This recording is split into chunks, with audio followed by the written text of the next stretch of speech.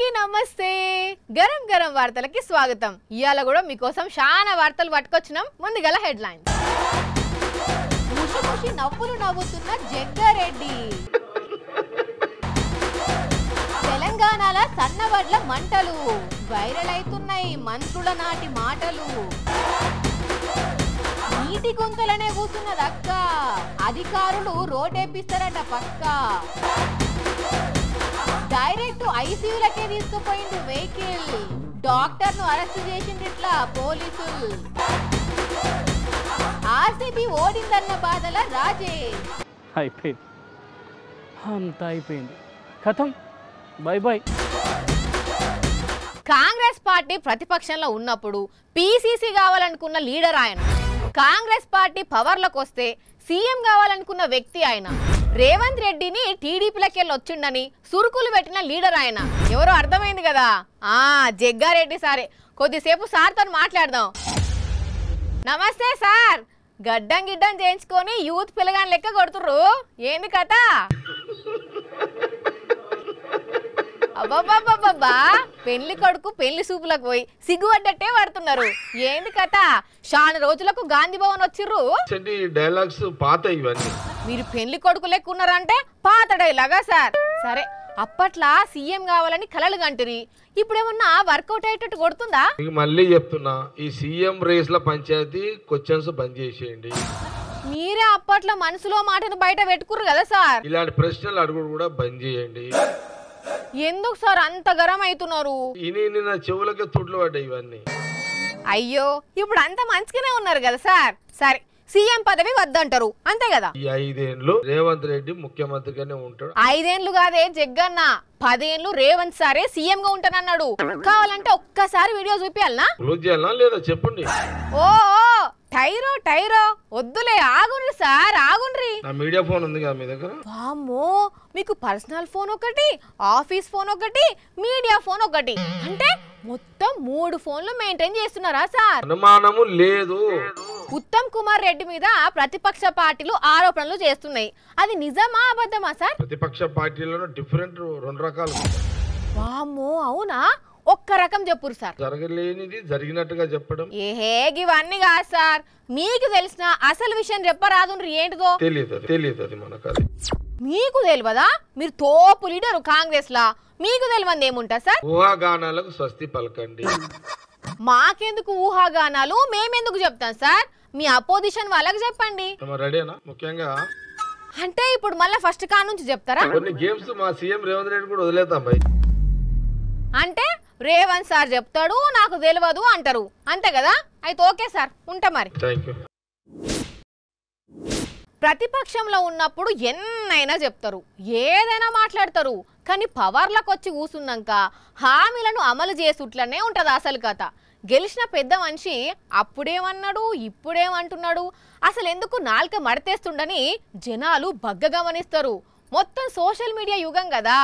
అయితే సన్నవడ్లు దొడ్ల వడ్ల విషయంలో కాంగ్రెస్ అప్పుడేమన్నది, ఇప్పుడేమన్నది అనే దాని మీద మస్తు చర్చ నడుస్తుంది. ఈరోజు ఎక్కడికి వెళ్ళినా కూడా దొడ్డు బియ్యం వద్దు, మాకు సన్న బియ్యమే అడుగుతున్నారు. కాబట్టి ఇప్పుడు మనం సన్న వడ్లను సాగు చేసుకుంటేనే సన్న బియ్యం అందించగలుగుతాం.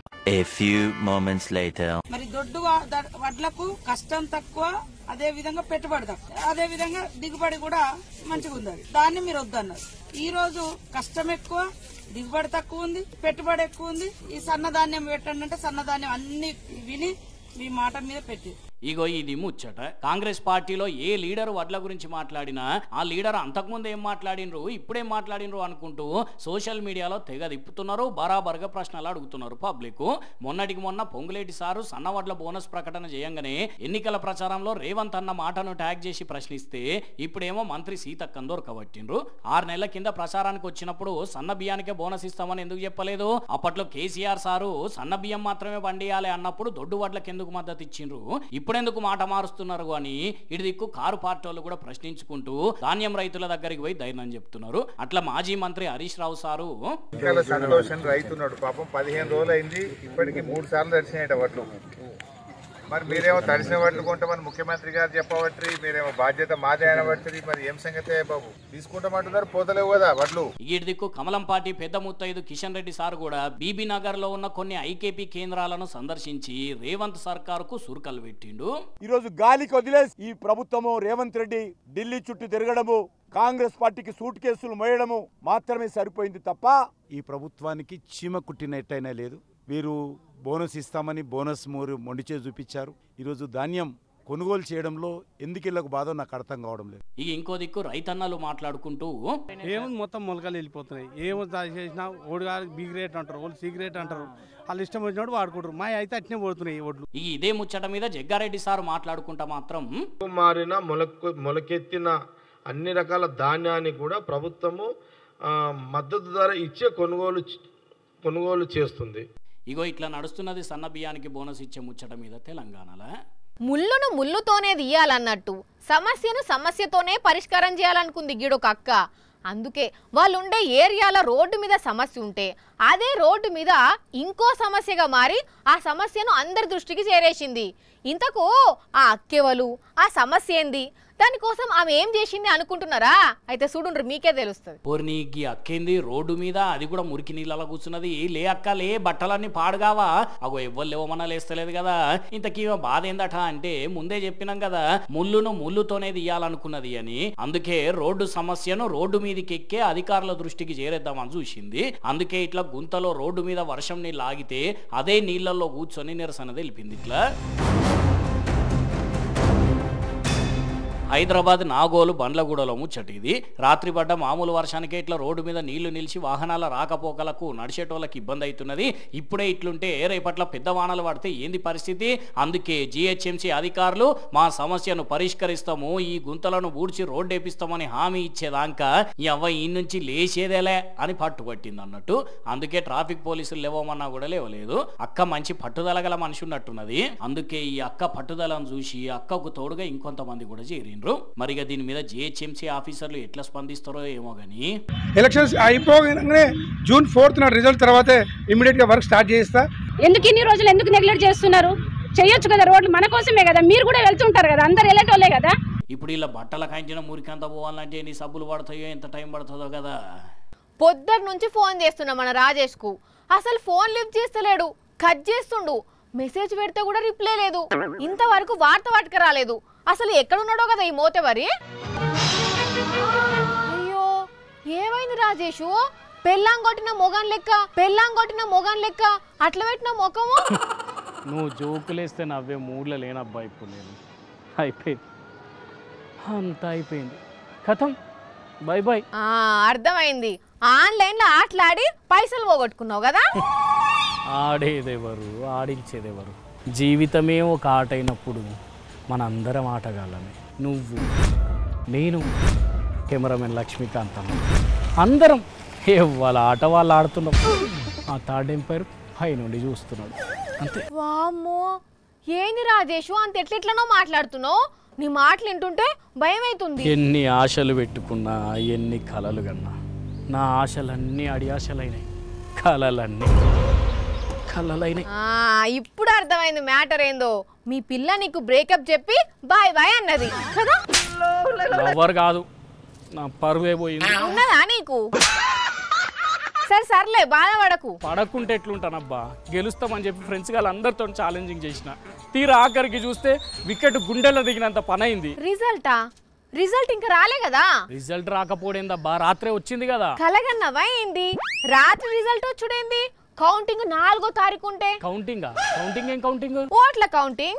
పలిగిపోయిన కార్కు బాల్ మొకందాన. నా బాధ ఎలక్షన్ కౌంటింగ్ గురించి కాదు, మరి ఐపీఎల్ ఆర్సీబీ అటే వీకింది కదా, దాని గురించి. ఓర్ని అప్పటి నుంచి ఆర్సీబీ ఓడిపోయిందన్న నువ్వు బాధపడేది.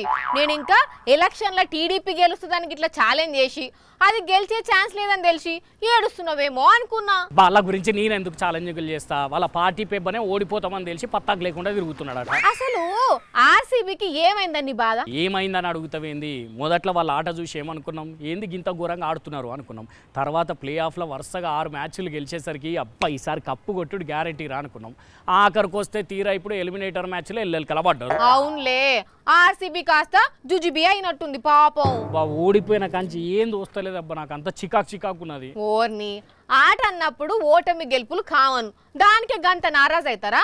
అసలు ఆర్సీబీ ఈడదానికి వస్తుందనే అనుకోలే, అట్లాంటిది వచ్చింది. కాకుంటే ఇక నెగ్గలేకపోయింది. బ్యాడ్లకు ఏం చేస్తావు ఏమో, నెక్స్ట్ టైం కప్పు కొడుతుందేమో. అబ్బా వచ్చేసారి ముచ్చట చెప్తున్నావా? ఇక చెప్తున్నావా అంటే ఇక ఇట్లా నన్న జర నువ్వు నిమ్మలం అవుతావని చెప్తున్నా. సర్లే, నేను అనుకుంటే మాత్రం అయ్యేదా అని ఇవాళ ఒక్కరోజు నన్ను విడిచిపెట్టబ్బా. వార్త గిర్త ఏం లేదు, అసలే మూడు మంచిగా లేదు. ప్లీజ్ సరే సర్లే కానీ ఒక 500 ట్రాన్స్ఫర్ కొట్టరాదు ప్లీజ్. ఎందుకు అంటే బాధ వచ్చినా సంతోషం వచ్చినా బారులు తీరాల్సి ఉంటుంది కదా. సిగ్గుండాలి గింత నన్న నడు నీ గయ్యాలి. పోయి నిన్ను అడిగినా చూడు, నాది తప్పు. ఛై! ఆ వీడియో నారా లోకేష్ చేతికి ఎట్లొచ్చింది, ఎవరిచ్చిండ్లు, ఎందుకు ఇచ్చిండ్లు, అదొక్కడే చూపించి మిగిలిన 8 వీడియోలు ఏడ దాచిపెట్టిర్రు, అసలు ఆ రోజు ఏం జరిగింది అని క్వశ్చన్లు చేస్తున్నాడు అనిల్ కుమార్ యాదవ్. వెంటనే ఆ 8 వీడియోలు కూడా బయట పెట్టాలి అని డిమాండ్ చేసిండు. ఆ రోజు జరిగిన అల్లర్ల మీద ఆయన మాట్లాడిండు. సార్ చెప్పుర్రి. ఇదంతా ఒక ప్రీ ప్లాన్డ్ గా ఎక్కడెక్కడ ఇబ్బంది పెట్టాలి, ఎక్కడెక్కడ తెలుగుదేశం వాళ్ళు రిగ్గింగ్ చేసుకోవాలి అని ఒక ప్రీ ప్లాన్డ్ గా చేసిన పద్ధతిలోనే నడిచింది. మరి చంద్రబాబు అంటే ఏందనుకున్నారు? ఈ రోజు ఈసీని అడుగుతా ఉన్నాం మేము. అడుగుండ్రి, ఏం అడుగుతారో? మీరే అన్నారు 9 దగ్గరలా ఈవీఎంలు పగలగొట్టారని. కేవలం ఒక్క రామకృష్ణారెడ్డి గారిది మాత్రమే ఎందుకు రిలీజ్ అయింది? మిగిలిన వీడియోలల్లా టీడీపీ లీడర్ల యాక్షన్ సీన్లు ఉన్నాయేమో. అసలు ఇప్పుడు ఈ వీడియో ఎవరు రిలీజ్ చేసినట్టు? రిలీజ్ చేశారా లేకపోతే ఎవరైనా రిలీజ్ చేశారా? నారా లోకేష్ రిలీజ్ చేసిండట కదా. అదే చెప్పేది, లోకేష్ రిలీజ్ చేయటము తెలుగుదేశం పార్టీ గ్రూపులు. అంటే అది ఎలక్షన్ కమిషన్ రిలీజ్ చేయలేదా? నిజంగా ఒక అఫీషియల్ గా రిలీజ్ చేసినప్పుడు ఎలక్షన్ కమిషన్ లో నుంచో లేకపోతే ఎలక్షన్ కమిషన్ గ్రూప్ లో రావాలి. మరి ఎవరి గ్రూప్ లోకి వచ్చింది? అలా కాకుండా తెలుగుదేశం పార్టీ నుంచి రావటం, లోకేష్ ట్వీట్ చేయటం, ఎలక్షన్ కమిషన్ స్పందించు. దీని మీద అసలు నేను అడిగేది ఏంటంటే ఎవరు లీక్ చేశాడు? ఇది నారా లోకేష్ ట్వీట్ చేసిందంటే మరి వాళ్ళ మనుషులే ఈ వీడియోని బయట పెట్టిర్రేమో. బయటకు వచ్చింది కదా, బయటకు వచ్చినప్పుడు కొరవ 9 ఎందుకు రిలీజ్ చేయట్లేదు? అవి రిలీజ్ చేస్తే వాళ్ళ భాగోతం బయట పడుతుందని డిలీట్ చేసి ఉంటారు. ఈ సోంటి లత్కోర్ పనులు చేసుట్లా వాళ్ళు ఫస్ట్ ఉంటారు. మొగుడిని కొట్టి మొగసాలకు ఎక్కినట్టు వాళ్ళే చేస్తారు, మళ్ళా వాళ్ళే లొల్లి పెడతారు. ఆడపిల్లలు కొంచెం పెద్దగైనాక ఓణిల ఫంక్షన్లు జరుపుతుంటారు. అట్లనే మగ పిల్లగాళ్ళు కొంచెం పెద్దగైనాక దోతిల ఫంక్షన్లు జరుపుతుంటారు. కానీ అదే హిజ్రాలకు ఏమన్నా ఫంక్షన్ చేస్తారా అంటే బరాబర్గా చేస్తారులా, అదో పెద్ద పండుగ లెక్కనే జరుపుతుంటారు. దాని పేరే జోష్ ఫంక్షన్. ఓణిల ఫంక్షన్, దోతిల ఫంక్షన్ ఎట్లనైతే జరుపుతారో జోష్ ఫంక్షన్ ను కూడా ఫుల్ జోష్తోని జరుపుతుంటారు. స్వాగతం సుస్వాగతం. హన్మకొండ రంజితమ్మ మలకమ్మ గారి ఆధ్వర్యంలో జ్వాలా నాయకమ్మ నిర్వహిస్తున్న జల్సా మహోత్సవం. స్వాగతం సుస్వాగతం. చేతిలో కొబ్బరి బొండం పట్టుకొని పెళ్లి కూతురు లెక్కనే ముస్తాబై అడుగులో అడిగేసుకుంటూ వస్తున్న ఈ ట్రాన్స్జెండర్ దే జల్సా మహోత్సవం. అందుకే తోటి హిజ్రాలందరూ కలిసి ఇట్లా మంగళహారతులు వట్టి మరీ స్టేజ్ మీదికి తీసుకొచ్చి కూర్చుండబెట్టి అక్షింతలేసి ఆశీర్వదించారు. ఇది పెద్దపల్లి జిల్లా. సుష్మా అనే ట్రాన్స్జెండర్ జల్సా ఫంక్షన్ చేసేందుకు రాష్ట్ర వ్యాప్తంగా ఉన్న హిజ్రాలందరూ హాజరుపడి పెద్ద పండుగ లాంటి వేడుక చేసిండ్రు. మా కమ్యూనిటీలో ఒక వ్యక్తి మొదటిసారి ట్రాన్స్జెండర్ గా మారిన తర్వాత ఇలాంటి సమావేశం అంతా ప్రతి జిల్లా నుంచి వచ్చి సంబరంగా జరుపుకునే కార్యక్రమాన్ని దాన్ని జల్సా కార్యక్రమం అంటారు. ఆపరేషన్ అయిన 41 రోజులకి ఫంక్షన్ చేస్తారట. మరి ఇంత గ్రాండ్ గా జరిగిన ఫంక్షన్ లా ఆఖరికి డాన్స్ లేకపోతే ఎట్లా? అందుకే తీన్మార్ స్టెప్లు వేసేది కదా అని అంటే. కాశ్మీర్ అందాల గురించి ఎంత చెప్పినా తక్కువ అవుతుందిలా. ఆ తెల్ల తెల్లని మంచు కొండల మధ్య నడుస్తూ ఆ చల్ల చల్లని వాతావరణాన్ని ఆస్వాదిస్తుంటే ఆహా, ఆ ఫీలే వేరు. అందుకే కాశ్మీర్కు ఒక్కసారన్నా పోవాలని చాలా మంది ఆశపడుతుంటారు. కానీ అట్లా అనుకున్నంత మాత్రాన అందరికి ఓడు కుదరదు కదా. అందుకే అట్లాంటి కాశ్మీర్కి ఇప్పుడు మేం తీసుకెళ్తున్నాం. పాండ్రి చలో.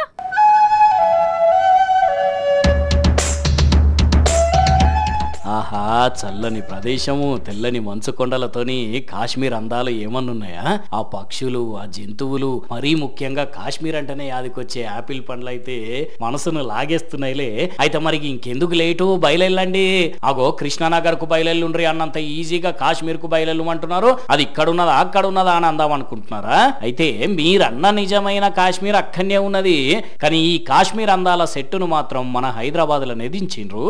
ఈ ఎగ్జిబిషన్ లో 200 స్టాల్స్ ఉన్నాయి. Handicraft and fancy and food items, ఇంకా అమ్యూజ్మెంట్ రైడ్స్ అండ్ చాలా వెరైటీగా ఈ ఎగ్జిబిషన్ నేను ఎవ్రీ ఇయర్ ఆర్గనైజ్ చేస్తాను. విన్నారు కదా, ఎన్టీఆర్ గార్డెన్ దగ్గరనే ఉన్నది ఈ కాశ్మీర్ థీమ్ ఎగ్జిబిషన్ లో స్టాల్స్ కూడా ఉన్నాయట, తినేందుకు వెరైటీ ఫుడ్లు ఉన్నాయట. మరి ఇంకెందుకు లేటు, కాశ్మీర్ కు పోవాలని ఉన్నా పోలేనోళ్ళు అట్లీస్ట్ ఇక్కడికన్నా పోయి కాశ్మీర్ కు పోయిన అనుభూతిని కలిగించుకోండి. ఒక్కోసారి డైరెక్ట్ గా మనతోని కానప్పుడు ఇట్లా తీసుకోవాలి అంతే. ఏమంటారు? మహానటి మహానటి మహానటి. ఇప్పుడు నటి హేమ పేరు వినబడితే చాలు ఇదే పాట యాదకొస్తుందిలా. మరి మామూలు నటననా? బెంగళూరులో జరిగిన రేవ్ పార్టీలా హేమ ఉన్నది అనే వార్తలు వచ్చుడుతోని నేను హైదరాబాద్లోనే ఉన్నా అని ఒకరోజు బిర్యానీ వండుకుంటా ఒకరోజు సోషల్ మీడియాలో వీడియో పోస్ట్ చేసి ఆ రేవ్ పార్టీలో నేను లేను అని చెప్పే ప్రయత్నం చేసింది. కానీ తీరా అడ్డంగా బుక్ అయిందని వార్తలు వస్తున్నాయి. వండిన బిర్యానీ బాగానే ఉడికినట్టున్నది కానీ బెంగళూరు పోలీసుల ముందు హేమ పాపలు ఉడకనట్టున్నాయి. చూస్తుంటే అట్లనే అనిపిస్తున్నది. ఎందుకంటే బెంగళూరులో జరిగిన రేవ్ పార్టీలా హేమ కూడా ఉన్నదట. దొరికిన రోజు అందరి దగ్గర నుంచి బ్లడ్ శాంపిల్స్ తీసుకొని పంపించారట పోలీసులు. అయితే వాటిని టెస్ట్ చేస్తే 86 మంది డ్రగ్స్ తీసుకున్నట్టు తేలిందట. అందులో మన మహానటి హేమ కూడా ఉన్నట్టు వార్తలు వినబడుతున్నాయి. కానీ అబ్బబ్బబ్బబ్బా ఏమన్నా నటించిందా? నేను హైదరాబాద్ మా ఫామ్ హౌస్ లోనే ఉన్నా, చిల్ అవుతున్నా, రేవ్ పార్టీలో లేను అని అందరిని నమ్మించే ప్రయత్నం చేసింది. కాకపోతే ఆ టైంలో ఆమె ఉన్నది బెంగళూరులో పార్టీ జరిగిన ఫామ్ హౌస్ లోనేనట. వెనకాలన్న షర్టు కూడా ఆడదేనట, వేసుకున్న బట్టలు కూడా ముందే. ఇక్కడనే సగం దొరికిపోయిందని అందరూ అంటున్నారు. పోనీ అట్లా దొరికినాకనన్నా ఆగిందా అంటే బిర్యానీ వండుతున్న వీడియోను మళ్ళా పోస్ట్ చేసింది. కాకపోతే అందులో ఈ పార్టీ గురించి ఒక్క మాట కూడా లేదు కాబట్టి ఇది పాతదెప్పటిదో వీడియో ఇప్పుడు పోస్ట్ చేసిందని చాలా మంది అంటున్నారు. ఇట్లా చేసిన 2 ప్రయత్నాలు ఫెయిల్ అయ్యి ఇప్పుడు అడ్డంగా దొరికిపోయిందనే వార్తలు వినిపిస్తుండేసరికి నిజంగా మహానటే హేమ అంటున్నారు. అయినా అంతెందుకు, నిజంగానే హేమకు ఏం సంబంధం లేకపోతే ఇప్పటికే బయటకు వచ్చి ప్రెస్ మీట్ పెట్టి రఫ్ ఆడించేది. ఆమె నవ్వుకుండే మనిషి అయినా అట్లా చేస్తలేదంటే ఇదంతా నిజమే అయి ఉంటది అని అంటున్నారు అంతా. ఏ దవాఖానలోనైనా సరే పేషెంట్లను తీసుకొచ్చే అంబులెన్స్లు ఎమర్జెన్సీ గేట్ దగ్గరకు వచ్చి ఆగిపోతాయి. ఆ నుంచి డాక్టర్లు ఇంకా మిగిలిన సిబ్బంది వచ్చి స్ట్రెచ్చర్ల మీద పేషెంట్లను లోపలికి తీసుకొని పోతారు. అంతే కదా. అట్లనే ఏదైనా కేసు ఉంటే పోలీస్ వాహనాలు దవాఖానకు వచ్చినా వాటిని కూడా పార్కింగ్ దగ్గరనే ఆపుతారు. కానీ అదే గిడో దవాఖాన్లా వెహికల్ ని బయట ఆపుడు కాదు, ఏకంగా ఐసీయూలకే తీసుకొచ్చిండు. అమ్మో, దవాఖానలో ఉన్న ఐసీయూ వార్డులకే వాహనం డైరెక్ట్ వచ్చిందంటే అందులో ఉన్న పేషెంట్ కి ఎంత సీరియస్ గా ఉన్నదో. అందుకే సెక్యూరిటీ వాళ్ళు పోలీసు వాళ్ళు అందరూ కూడా వార్డులో ఉన్న బెడ్లను అటు ఇటు జరుపుతున్నారు. వాళ్ళు కూడా పేషెంట్లే, పాపం వాళ్ళకి ఇబ్బంది అవుతుందని తెలిసినా ఇంత హడావిడి చేస్తున్నారంటే వెహికల్లో ఉన్న పేషెంట్ ను ఎట్లనైనా చేసి కాపాడాలని అనుకుంటున్నారు వీళ్ళు అనిపిస్తున్నది కదా చూస్తుంటే. కానీ మ్యాటర్ అది కాదు ఇక్కడ. అసలు ఈ వెహికల్ పేషెంట్లను తీసుకొచ్చే అంబులెన్స్ గానే కాదు, పోలీసు వాహనం.